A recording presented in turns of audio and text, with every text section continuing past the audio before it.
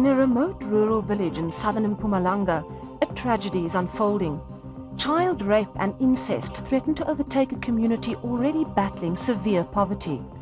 On special assignment tonight, we travel to Dreifontein, where one young man has taken up the battle on behalf of the children of his community.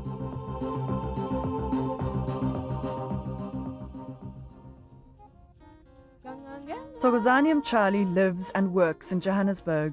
He's come to Germiston to catch a taxi home. He's going there to see his family and spend time with his daughter. But he also has another mission in mind, a mission that he hopes will force his community to look at themselves in a new way. Originally, I come from Prefontaine, a rural community in Mpumalanga province, near the town of Prefontaine. Prefontaine is this huge community, it's a huge rural community of more than 100,000 people. It's a nice community, which has virtually nothing, but we are not aware that we have nothing, because we are used to that. And what is amazing about it is that all those people know one another. We are sort of a family there.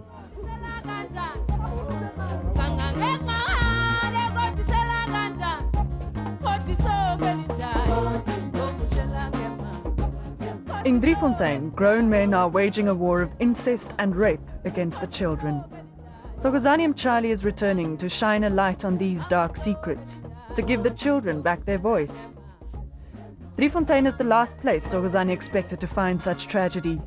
It was once a place where people stood together and fought off forced removals. In 1912, ANC leaders bought 3 farms in the Old Transvaal and called it Dreifontein. In 1948, the Apartheid government classified it a badly situated black spot. But the landowners proudly held out. They were prosperous farmers who fed themselves and sold their surplus in surrounding white towns. Dreifontein was a haven of progress and hope. We grew up at a time when we knew Dreifontein as the last land that was in control of black people, That's what we were told when we were growing up. So we knew this was one of the land we have to defend, because if we lose this land, we're off to the homelands, and we don't own those lands. And someone, a chief we have never met, owns even the piece of land where you're staying. The tide turned in the 1980s when one of the great struggle leaders was gunned down. Slowly but surely, the community started to lose their way. It was left to youngsters like Thokozani, mere teenagers then, to keep the struggle alive. Somehow, we're highly politicized. All the people, all the children of Prefontaine who grew up in the 1980s. And eventually, I became a journalist. My liking for journalism was primarily because I wanted to pursue, all the fights for development and all those things in Prefontaine. But as I grew up, then I realized that there were actually more issues that I will have to tackle as a journalist. Thokozani left Dreifontein in 1990 to study in Durban, but every holiday he'd visit. Speaking to family and friends, he began to realize that something terrible had been let loose in the village of his youth. My younger brother told me, he was saying it like it's a funny thing, Don't you think it's a story that there is this grandfather here, they say he's 70 to 80 years old, and he has impregnated his grandchild, I didn't believe that at first, I just dismissed him. But then the stories grew, and I realized that there were problems in Prefontaine.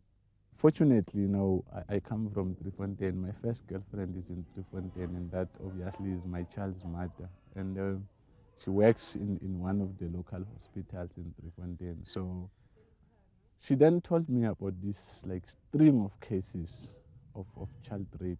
When I started probing into the matter, I went to the clinic. I found that the cases were actually more than 20 in a space of less than 6 months that have been reported to the clinic. All cases of child rape involving children of 6 to 14 years, and most of them raped by family members. The clinic referred Thokozani to Zama, a 12-year-old who lived with her mother and father. Her ordeal started one night when her mother was away visiting a sick relative. Zama was babysitting her little brother. She was asleep, her father due back from night shift at the nearby coal mine.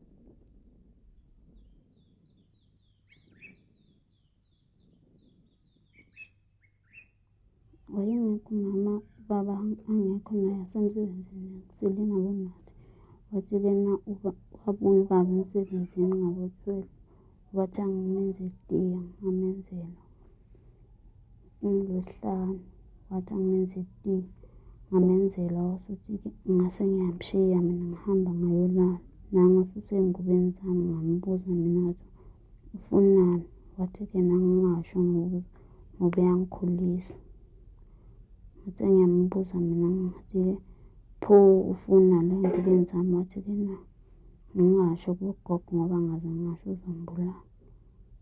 Zama barely had time to deal with the shock of the first rape. Less than a week later, her father was back in her bed. Athi asabuya kwesibili ngambuza mina ngathi ufuna wathi ngingasho ngingamtsheli umama ngoba ngamtshela umama uzobe uyangibulala bese abulala nomama bese asifake edanyeni. Wathi-ke na ngingasho uzonginika 300 njalo ngiphelelwe inyanga. Zama said nothing and felt sick all the time. Her mother was now home, so the abuse stopped for a while. But it wasn't over yet. Her father raped her a third time. This time, she was already pregnant with his child. Maybe sasinawana manzi wangibuza wathi-ke mama nginani ngathi mina anginalutho. Wathi mama nginamanga nesisu ngathi mina anginaso. Wathi-ke mama-ke na utshela ubaba wathi-ke ubaba wangibuza. Wathi ubaba-ke na naye ngibuza ubaba wathi ngingasho ukuthi nguye ngithi ngomunye umfana. Ngathi mina ngize ngisho ukuthi ngomunye umfana ngoba nguye. Wathi-ke na ngingasho ngoba ngaze ngasho uzoboshwa bese thina sisala la ekhaya singanakudla bese siyalala. Zama's pregnancy started to show. There was no way the incest could remain a secret. The family denied the child was her father's. Only her mother stood by her and laid charges with the police. The family threatened them. If they didn't stop, they would land up in the dam. Zama and her mother fled, and her maternal grandmother took them in. Bangiphethe kabi laba bangankosi ngishaya umntanami angakenzi lutho bamqoshe la endlini bathi akahambe wabophisa umfowabo. Mina enhliziyweni yami ngimkhiphile ngoba ungimosele wamosala umzukulu. Zama's father appeared in court. The magistrate asked to see the baby, but living in extreme poverty had taken its toll. The baby had died soon after birth. Because the evidence was gone, the father's family thought this meant the case was over. While we were filming, Zama's grandfather's brother stormed in, demanding to know if the rape charges would now be dropped. I would have loved the family to talk about this.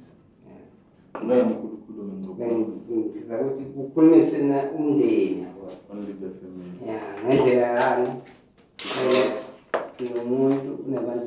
This man just he must come back here and support his children. In many cases, like Zama's, families prefer to settle disputes among themselves. A teacher who spent many years teaching in Dreifontein explains how the traditional way of dispensing justice works. The traditional way of resolving such problems, it was also exposing the perpetrator, because if maybe there's induna or inkosi, then you are going to be called to such a meeting where mediation was going to take place. But then you are also going to be punished. Maybe they say you must pay a cow, maybe you must pay a fine. But then in the community, people, because paying that cow or any form of money, it was a form that you admit that you are guilty. Well, you cannot discourage people not to go on as they have been in the past, because then you'd be invading their culture. One has to negotiate within that cultural system so as to find means of justice. When the women get married, They are told that they must do all in their power to maintain the family unit. They are told that even if it's hard, they have to persevere. One of the hardest things a woman may have to deal with during the course of her marriage is the rape of her child. It's even harder when the husband is the perpetrator. I think maybe it's difficult for the parents to believe that the child has been raped. Because in an African tradition, the children, they've got less say. So it is always the parents who have the say. In fact, what I've learned throughout the years is that I need to believe whatever the child is saying because it's true. You know, the biggest frustration is not to have the cooperation of the community or of significant others, especially related to the child. Zama hasn't been back to school since falling pregnant 2 years ago.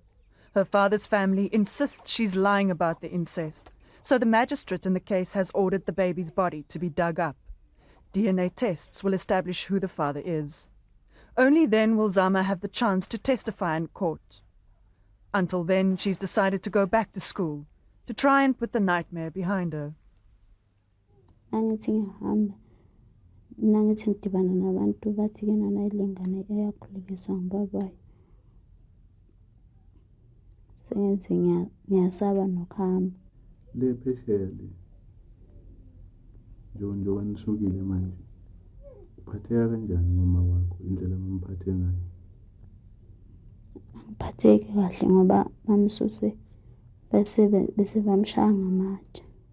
Awusabi ukuya esikoleni? Cha, esikoleni angisabi ukuya. I remember when I grew up, even when someone was beating me up at home, whether my uncle or whoever, I used to run to my grandmother because I know once I'm just behind my grandmother, no one will touch me. She will stand up for me. And you know, now I see children that are vulnerable, that have no one to run to. The father, the uncle has raped me. Thokozani's grandmother has now passed away, but he still visits Dreifontein to see his own child, Tabsile. Although she's not the only reason he's taken up the fight against child rape, he knows she'll also be at risk here. I expected these things in townships, you know, where I believe people are not cultured and all those things. So when I heard it was happening in Prefontaine, I was so shocked, you know. At first I was even panicking, you know. I contacted a lot of people against women abuse, power, and the gender commission. You know, they all promised that they will act, and they didn't. And I realized that, okay, I'm not just going to report these things as a journalist, you know, just report a breaking story and leave. I took up on more than 10 of those cases, driven by one feeling that, you know, I'm a child of Prefontaine. This is where I come from. And also, I have a child in Prefontaine. My child is a girl, you know. I can't just say because her mother is working in hospital and then she's safe. Take the case of Sister Numsa, for instance. She's a professional nurse. Her 9-year-old daughter Busi had been raped and she didn't even know it until months later. Then one day while Busi was in the bath, Sister Numsa noticed sores on Busi's body. The clinic confirmed that Busi had a sexually transmitted disease. So I sat down and asked her politely. She was scared and she started crying. Then I saw that, oh, there's something wrong. Then I talked to her, I asked her, and she told me that she has been sexually harassed and told me the name of the guy and that it was not the first time. Oh, but I cried a lot. On the day of the alleged assault, Busi and her cousin's Fiso had been sent to a relative's house. On the way there, a neighbour called them closer. Wafika wavalele isifiso wamphumelisa ngaphandle avule iredio kakhulu.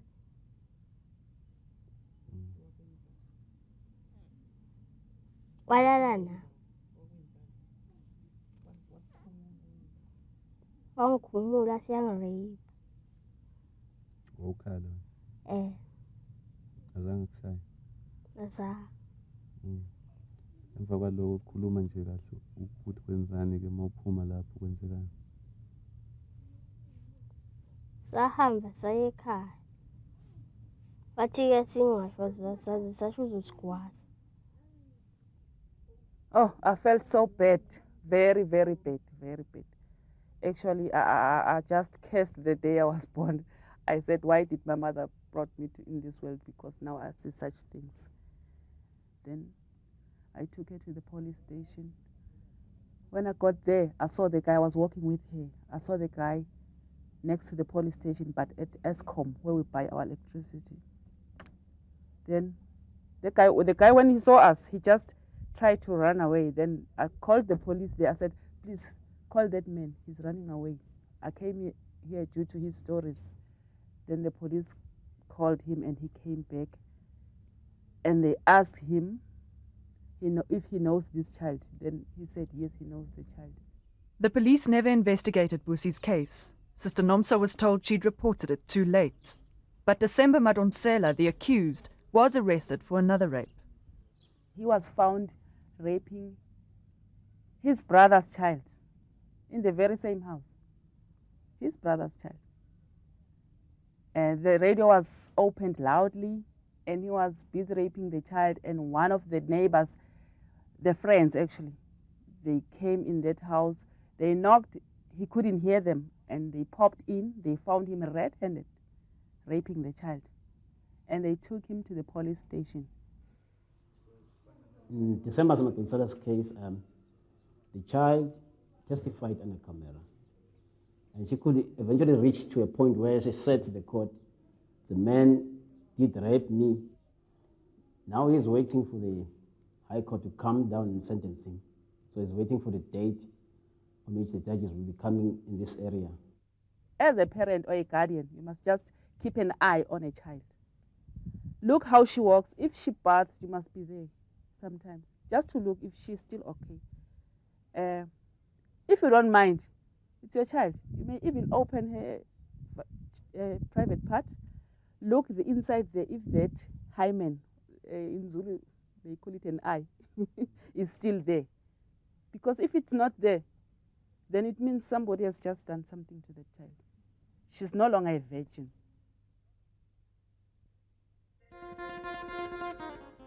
The road to Dreifontein was supposed to be tarred many years ago, but to date, nothing's been done.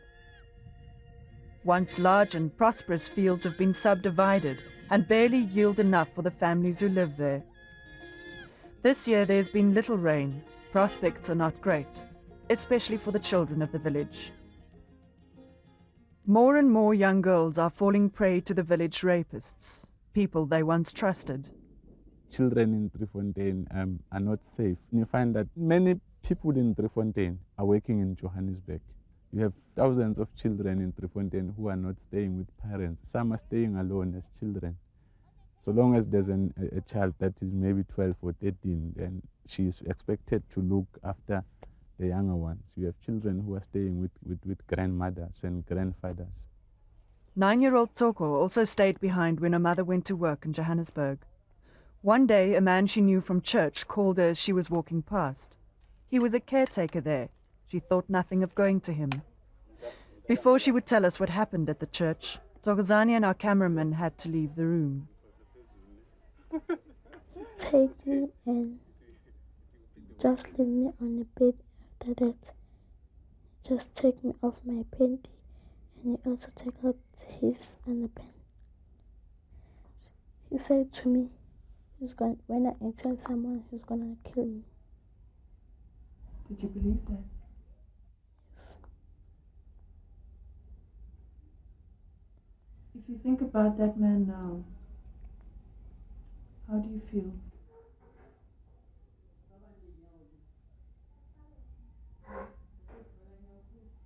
I think he's gonna come here and kill me.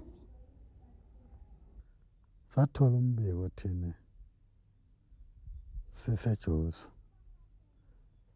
uthi uThoko uhlukunyeziwe.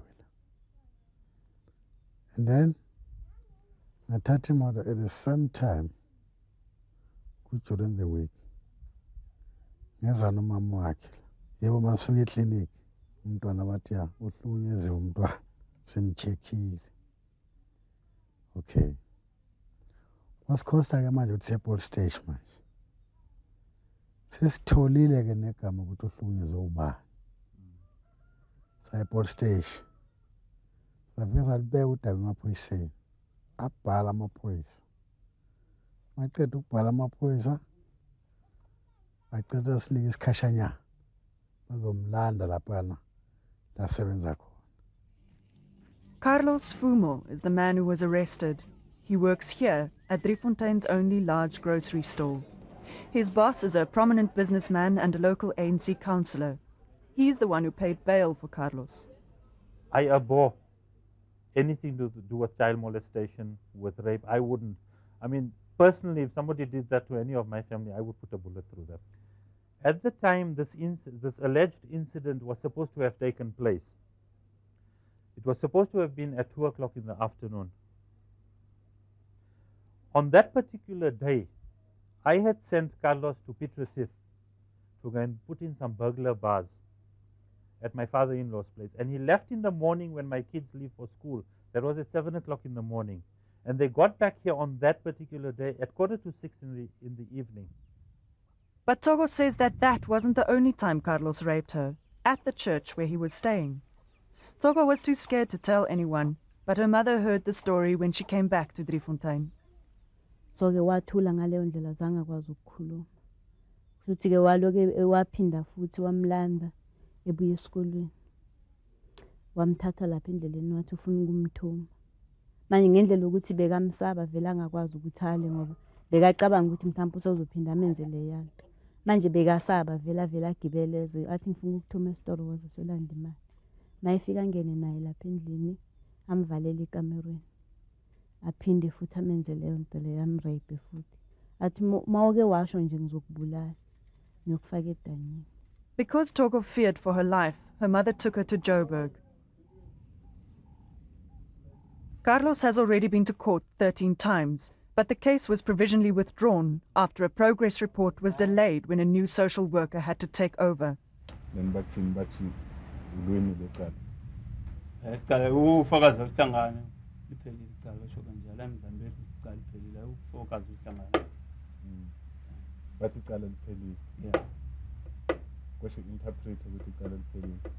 Washamasha kwatholakala oku awufakazi alitholakali wabona batshela oku washomasha oku amumeli lo mshishisa aqala salo ucisa liphelile lecala Fumo zambele kusawufakazi alitholakali. Now that the social worker's report has been submitted, the trial will go ahead. Toko will still have her day in court. So in this instance, I didn't see any writing that says he has been acquitted. So can you expect the summons? Yeah, you can expect the summons. Toko's family is eager to see the end of the trial. They say even if the accused walks free, Toko needs to testify and to find peace. But the wheels of justice turn slowly. While family life continues in Dreifontein, Toko remains isolated in Johannesburg. We asked her how she would like to see the story end. I want to see me being in Journeyman forever.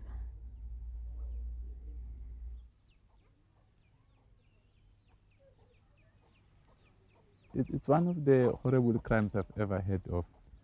And I've noticed through all the people I've talked to, the children and the parents, almost every rape victim I've spoken to, whether that happened 5 years or 3 years ago, they still cry, they burst into tears because it's like they can't take it. Emotionally, they are dead.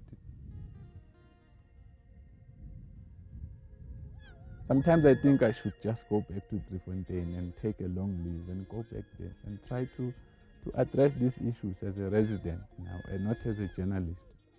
Embark on a massive awareness sort of campaign, educate men about this. I grew up knowing that in every community, children are the future, of any nation. Ask people why then we're killing our own children, because if you rape your child, you're killing that child. She's not gonna go anywhere.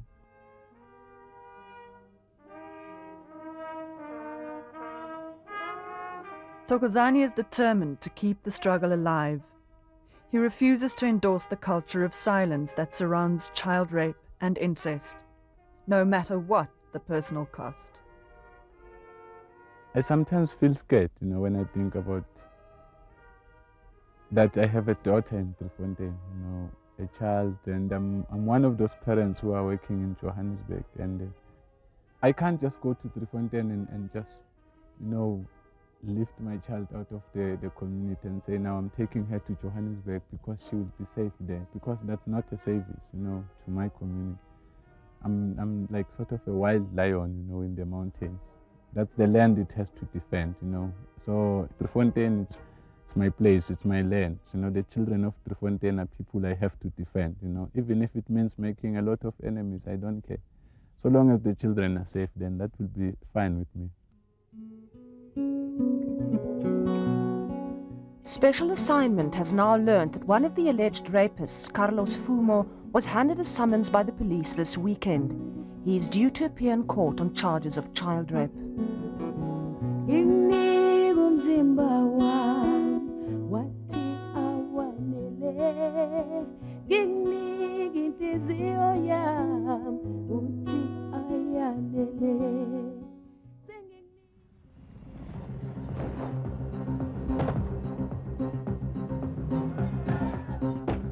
Please join us again next week for another special assignment. And if you have any comments or suggestions, you can fax or phone us, or email us at truth@sabc.co.za.